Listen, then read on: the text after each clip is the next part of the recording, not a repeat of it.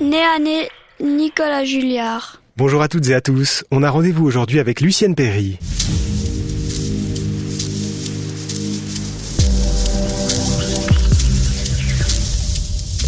Elle fut la première femme à obtenir en 1996 un doctorat en histoire de l'art à Lausanne avec la première thèse consacrée à l'art brut. Une pionnière, Lucienne Perry, dont la thèse fait référence et autorité en la matière avec de très nombreuses rééditions et traductions, la dernière en date en chinois en 2015. Elle a été la directrice de la collection de l'art brut à Lausanne, puis directrice de la recherche et des relations internationales de ce haut lieu. Et depuis quelques années, elle travaille de manière indépendante en explorant de nouvelles pistes, toujours curieuses, en alerte. À l'occasion de l'exposition Curzio di Giovanni dont elle est la commissaire, Isabelle Carcélès lui a tendu son micro et on commence par une définition de ce qu'est l'art brut.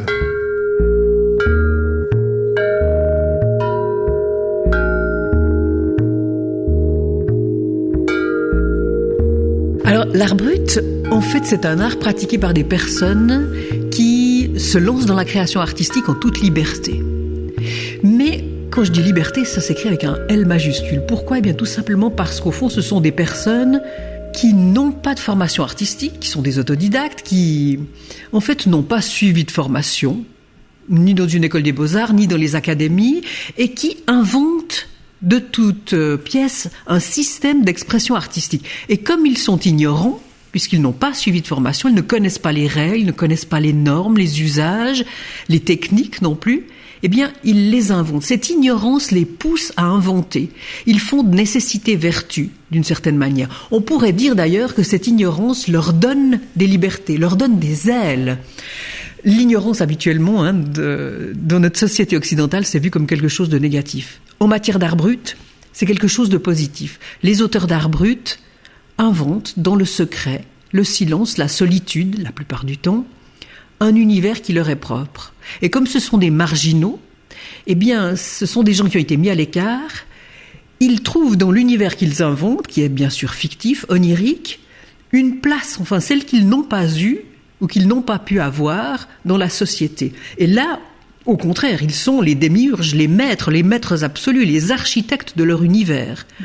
Ce sont des créateurs qui sont frappants parce qu'ils inventent avec une créativité étourdissante. Je crois qu'au fond, eh bien, ils font appel dans leur fort intérieur à une créativité que nous, humains, nous sommes dotés, mais que nous laissons sommeiller ou que nous laissons mourir ou que nous mettons de côté la plupart du temps.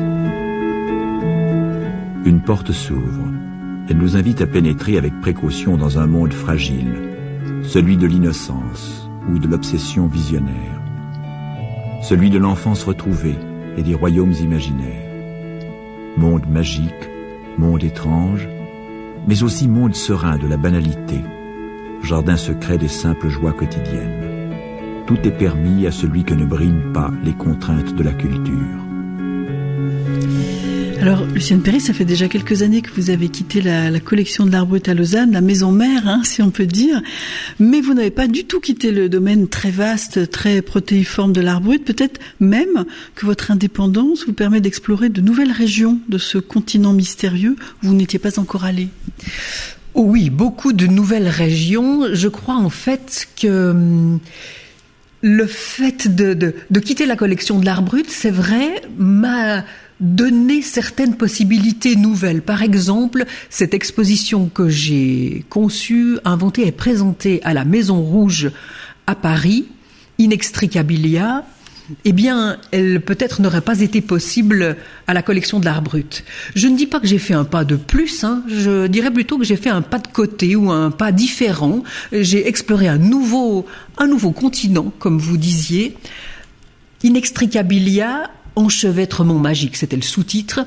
Eh bien, c'est une exposition qui a été pour moi une expérience. J'ai eu l'idée de réunir au sein d'une même mais seule exposition des œuvres d'art brut, d'art contemporain, des œuvres rituelles africaines, donc ethnographiques, des œuvres d'art sacré, d'art populaire, des œuvres donc très différentes, issues de catégories différentes. Actuelles et anciennes. Actuelles et anciennes, exactement, d'époques différentes, même parfois plusieurs siècles les séparent, des régions différentes, des cultures différentes, mais avec je le constatais, des points communs extraordinairement importants. C'est-à-dire que les œuvres que j'ai sélectionnées, c'était à chaque fois des œuvres qui mettaient en scène, d'une certaine manière, le fil, la ficelle, la cordelette, le tissage, le tricot, l'emberlificotage. Et on avait des œuvres, par exemple, issues de trésors de chamans que j'ai trouvés au musée du Quai Branly, mais on avait aussi des créations de Judith Scott, cette créatrice américaine qui crée des cocons avec de la laine principalement. On avait aussi des œuvres réalisées par une patiente psychiatrique lorsqu'elle cousait une lettre et qu'elle a écrit une lettre de plus d'1 mètre de hauteur. On avait des œuvres de Louise Bourgeois qui a aussi cette pratique avec ce fil qui coud ce petit personnage féminin qui dit aussi toutes ses souffrances dans ses coutures, dans ses cicatrices. Je me suis rendu compte avec cette exposition qu'en fait, il y avait des parentés, non seulement formelles et techniques, mais des parentés dans ces volontés différentes d'en dire plus un peu sur l'indicible, sur ce qui est difficilement compréhensible, sur ce qui nous échappe et sur ce qui est hautement symbolique. Ces œuvres, en fait, je crois que leurs auteurs, que ce soit des patients psychiatriques, des artistes contemporains, des chamans, des religieuses, des moniales, toutes ces personnes sont en contact avec un univers sensible, un univers insaisissable. Et peut-être qu'en créant ces œuvres, c'était une volonté de leur part d'avoir un contact entre l'ici-bas et l'au-delà. C'est cela que j'interrogeais, c'est ça aussi qui m'a plu.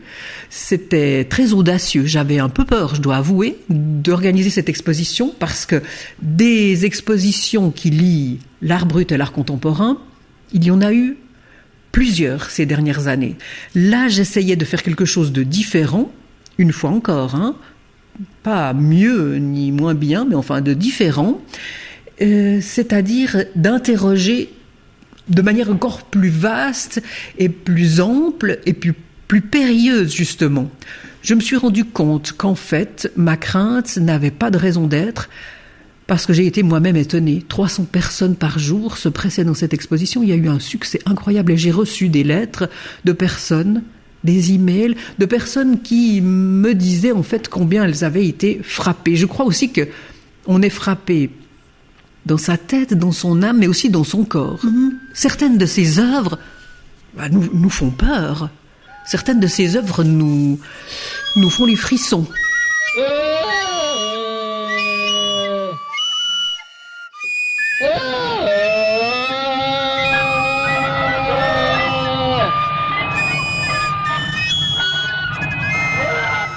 Et en même temps, vous avez mis l'accent sur la convergence de tous ces mondes a priori très très éloignés, et c'est un grand bonheur intellectuel et émotionnel quand on découvre des points communs, quand on découvre ce qui relie. Oui, ce qui relie, quand bien même il y a des 1000 lieues de différence, 1000 ans de différence, je crois au fond que j'avais l'impression qu'en fait, je pouvais poser les bonnes questions, non pas forcément affirmer haut et fort des certitudes, mais poser les bonnes questions. Et je crois que le public a répondu à cela. Beaucoup de personnes aussi se sont rendues compte que nous avons tous peut-être aussi quelque chose qui tient de l'enchevêtrement. À l'intérieur de notre corps, nous sommes traversés aussi par des artères, des veines. On parle d'un nœud, ah oui, là j'ai un nœud. On parle d'un nœud à l'estomac. Je crois qu'il y a à l'intérieur de nous un enchevêtrement. Et puis aussi, on est lié à une texture, à une forme d'impression de sensation tissulaire, tout simplement parce que lorsque l'on vient au monde, nous tous, chacun et chacune de nous, lorsque l'on vient au monde, c'est la première expérience tactile que l'on fait, ou en tout cas une des premières expériences. Le bébé, le poupon, est enveloppé dans du tissu. Et on coupe son cordon ombilical. Exactement. Donc à la fois, ce sont des choses douloureuses, parfois des choses douces et très agréables. Je crois enfin que le fil, c'est comme si c'était l'abscisse et l'ordonnée de notre existence. Vous voyez, quand on naît, on est enveloppé dans un tissu, mais quand certaines personnes décèdent, eh bien elles sont aussi enveloppées dans un linceul. Parfois en Égypte, la plupart du temps d'ailleurs, à une certaine époque, on enveloppait dans des bandelettes, on momifiait le corps du défunt. En fait, je me suis rendu compte que même aussi dans l'Antiquité, eh bien, on enveloppait le bébé dans un tissu lorsqu'il naissait. On avait des attitudes qui étaient comparables, en tout cas proches parentes de celles que nous avons aujourd'hui. Ça fiche un coup quand même de se rendre compte de cela.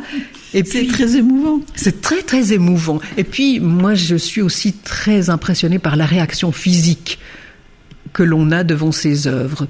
Je vois que certaines personnes étaient dégoûtées même. Mais je trouve intéressant justement d'interroger pourquoi est-ce qu'on est dégoûté, pourquoi est-ce qu'on est attiré, pourquoi est-ce que c'est attractif. Il y avait une des œuvres qui venait d'Inde, créée par une artiste contemporaine, Sheila Gowda, qui travaille avec des cheveux. Et des cheveux qu'elle récupère, elle achète dans des temples en Inde, parce qu'en fait, on fait don de ses cheveux. On fait don de ses cheveux en faisant un vœu. Et c'est vraiment une pratique très très importante, primordiale pour certaines personnes. Et en fait, elle utilise des cheveux qui ont une charge émotionnelle, symbolique, spirituelle, extrêmement importante. Voilà, je suis heureuse enfin que cette exposition qui a été présentée à Paris, eh bien, va poursuivre sa route. Elle va être présentée à Sao Paulo, au Brésil, et puis je viens d'apprendre que le musée Pouchkine à Moscou s'y intéresse aussi de près.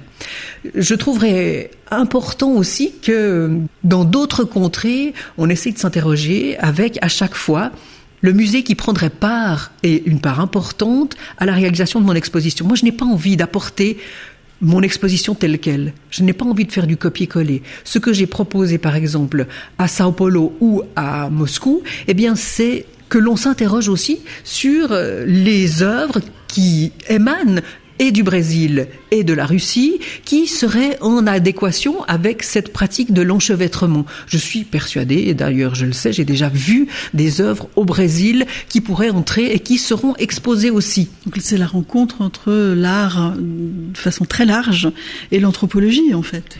Oui, je crois qu'en fait l'interdisciplinarité est nécessaire. En tout cas, c'est dans cette orientation que je me dirige.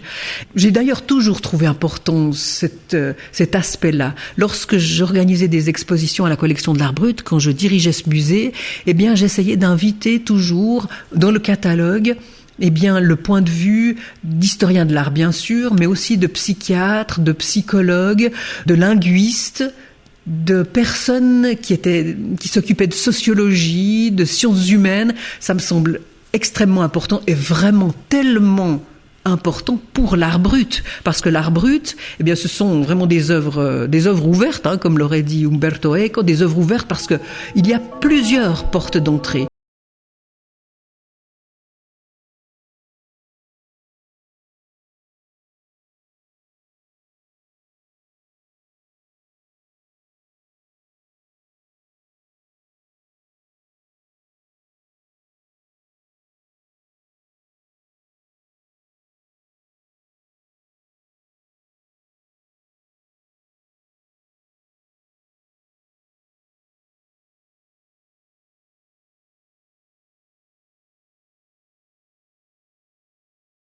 On vous trouve ici à la Haute École Pédagogique de Lausanne. Vous y avez monté une exposition Cruccio di Giovanni. Pourquoi ici ? J'ai l'impression qu'il y a tout un pan aussi dans votre existence d'intérêt pour l'enseignement de façon large, la transmission. Oui, la transmission, ça me semble très important. Et lorsque je suis arrivée à la collection de l'Art Brut en 2001, j'ai été nommée directrice. Il n'existait rien pour les enfants. J'ai mis sur pied tout un programme pédagogique. Ça me semblait essentiel. Des visites animées, non pas commentées ni guidées, mais des visites animées avec des enfants, des petits carnets, des opuscules qu'on leur donne pour qu'ils écrivent, où on leur pose des questions, et puis surtout des ateliers de création qui sont fréquentés et qui développent aussi leur sens de l'observation et puis leur propre créativité.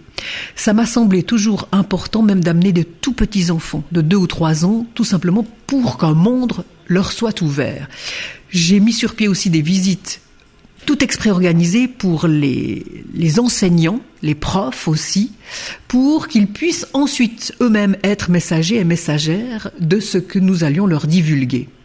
Donc il était bon pour moi d'amener les professeurs, les élèves, les enseignants, les étudiants à la collection d'art brut. Il m'a semblé aujourd'hui, comme je ne suis plus à la collection d'art brut, d'inverser les choses. Et moi, avec l'art brut, d'aller auprès de l'enseignement des enseignants à la HEP, à la Haute École Pédagogique, c'est-à-dire un lieu fréquenté aujourd'hui, chaque jour, par des dizaines et des dizaines de professeurs, on dit même des centaines, il y a un va-et-vient incessant, et de présenter des œuvres d'art brut pour créer un choc, pour créer des interrogations, pour créer des admirations, pour créer en fait une ouverture, une fenêtre nouvelle sur l'art brut. Et je vois en fait que les questions fusent et puis l'intérêt est tout à fait notoire.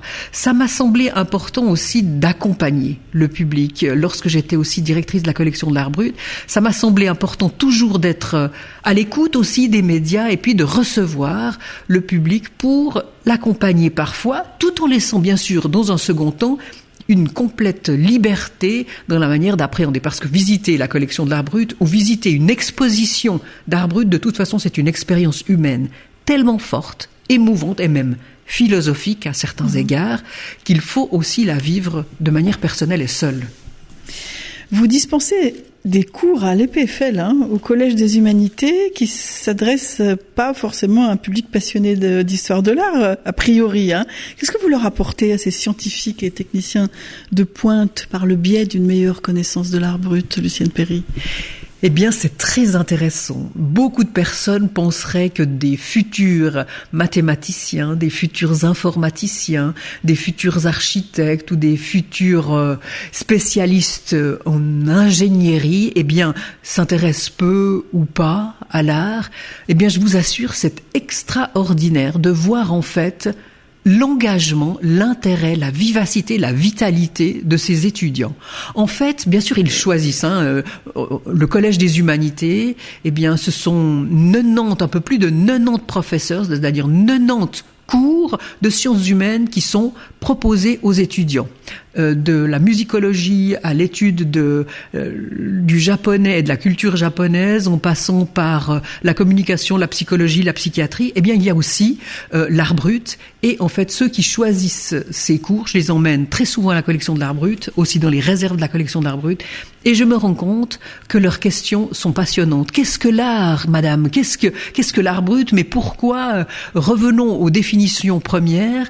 Je vous assure, il y a des discussions qui sont féconde, et je pense qu'il y a aussi un regard qui est peut-être extrêmement rigoureux, qui est différent. Ils sont issus de systèmes de réflexion différents qu'ils mettent en œuvre et qu'ils développent, et ils écrivent à chaque fin de semestre un texte qui relate en fait, je le leur demande, s'il y a des points communs ou des points de divergence entre leur propre formation, hautement scientifique, ce sont tous de futurs ingénieurs, et la découverte de l'art brut. Ils mettent en évidence, en fait, qu'il y a des liens avec la science, entre l'art brut et la science. Cette manière d'essayer de se libérer et d'être dans un état d'ouverture et de réceptivité pour inventer. Je crois qu'aussi les inventeurs, de grands inventeurs, ont parlé de cet aspect-là aussi. C'est la créativité comme grand moteur, en fait, de toutes sortes de choses. Et puis, ce sont des étudiants qui travaillent énormément, qui lisent, qui viennent aux visites de la collection de l'art brut, qui sont toujours partants pour apprendre toujours et encore. Et ça, c'est vraiment extrêmement satisfaisant en tant qu'enseignante. Very cool. Barje, ik word een lente delig. Fruit en vet, bezet, even zet, vol bed. Lucienne Perry, est-ce qu'on pourrait parler de deux jalons des manifestations autour de l'art brut ? Un qui est passé, c'était à Venise en 2013, la Biennale de Venise qui normalement accueille de l'art contemporain plutôt. Oui, 2013, c'est une date clé dans l'histoire de l'art brut parce que la Biennale de Venise, comme vous le disiez, rendez-vous de l'art contemporain, prestigieux, international, eh bien, fait une place comme jamais elle ne l'a fait. Un grand nombre d'auteurs d'art brut y sont présentés, au nombre desquels Zemankova, Guo Fengyi, des créateurs légendaires, importants, mais aussi des dernières découvertes chinoises, par exemple. Et c'est la première fois qu'aux côtés de créateurs d'art contemporain prennent une place aussi importante les auteurs d'art brut. Et comment ils sont reçus ? Alors ils sont reçus avec grand intérêt, je dirais. Ce qu'il y a d'intéressant, c'est de savoir qu'ils ne sont jamais présentés comme des auteurs d'art brut. Dans les petits cartels, on ne les présente pas en tant que tels, on les présente comme des créateurs. Moi, ça me semblerait important de souligner ce fait-là. Quand un créateur est un auteur d'art brut, il travaille dans des conditions particulières et avec des intentions particulières qui le différencient d'un artiste officiel, d'un artiste professionnel. Et en même temps, il y a cette tendance, Lucienne Perry, à ne pas présenter du tout ni les œuvres ni les auteurs dans certaines expositions pour laisser libre cours en fait à un premier coup de cœur, à une approche complètement dénuée de tout préjugé. Donc là, vous militez plutôt pour le contraire, pour qu'on sache exactement à qui on a affaire et dans quelles conditions l'artiste travaille. Dans un premier temps, il faut être en contact avec l'œuvre. Il faut développer une relation étroite, intime, avec l'œuvre, avec l'original. Ça, c'est certain, c'est ce qu'il y a de primordial et ce qu'il y a d'essentiel. C'est la première chose à faire. Mais dans un second temps, il est important de savoir, par exemple, comment Wölfli a travaillé, comment Le Sage a travaillé. Ces personnes qui parfois ont été internées, ces personnes marginales, qui ont travaillé dans la clandestinité, sans intention artistique au sens habituel de l'expression, sans idée d'un public au sens habituel de l'expression, donc n'ayant pas de destinataire ou alors un destinataire onirique, je pense que c'est important que ça change l'œuvre, sans aucun doute. Et puis, autour de cette biennale, eh bien, il y a toutes sortes de musées qui acquièrent des œuvres d'art brut, des musées d'art moderne ou d'art contemporain, comme le MoMA à New York, comme le musée d'art moderne à Paris. Et non seulement ils acquièrent ces œuvres, mais ils les présentent aussi, ils créent des expositions monographiques ou collectives où l'art brut est présent. Alors on a regardé un peu dans le rétroviseur, maintenant on va regarder devant nous l'avenir. Parlez-nous de cette exposition qui est prévue, exposition d'art brut en 2020 à Shanghai, Lucienne Perry. Oui, étonnante affaire, première exposition de ce type, grande aventure autour de l'art brut à la Power Station. La Power Station, c'est ce grand musée qui est connu pour la biennale, c'est biennale de Shanghai. D'ailleurs, c'est en train de s'ouvrir dans quelques jours, elle va s'ouvrir, celle de 2018. Et ce musée, ancienne usine électrique, comme son nom l'indique, eh bien, m'a demandé de venir et de voir, je pars dans quelques jours, pour organiser en 2020 ou peut-être 2021, une immense exposition d'art brut qui donnera à voir aux Chinois pour la première fois, eh bien, peinture, sculpture, installation, broderie, création textile, écriture, tout ce que l'art brut fait tourner dans nos têtes. Une aventure, peut-être encore une date clé.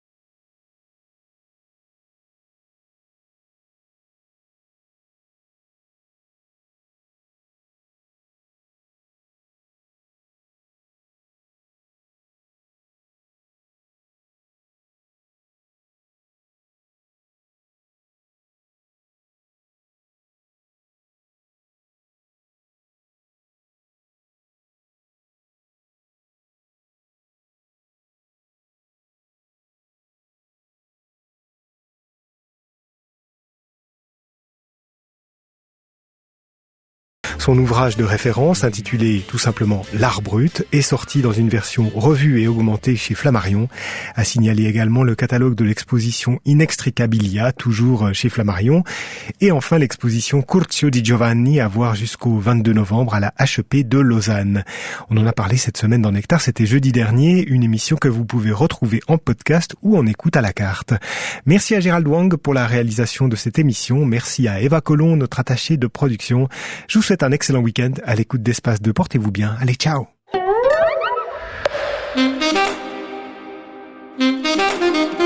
En Suisse, de nombreux enfants sont négligés, maltraités, abusés, victimes ou témoins de violences.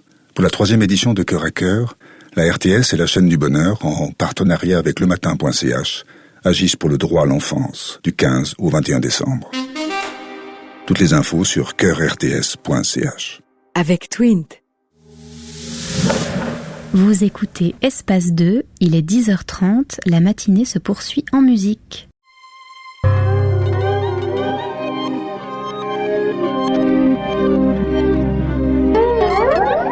Espace 2. Quai des Orfèvres, Catherine Buzer. Nourrir l'esprit par la musique, vivre les concerts avec le public, échanger des idées avec d'autres musiciens, partager notre expérience avec les jeunes, bref, toujours la passion x4. La passion x4.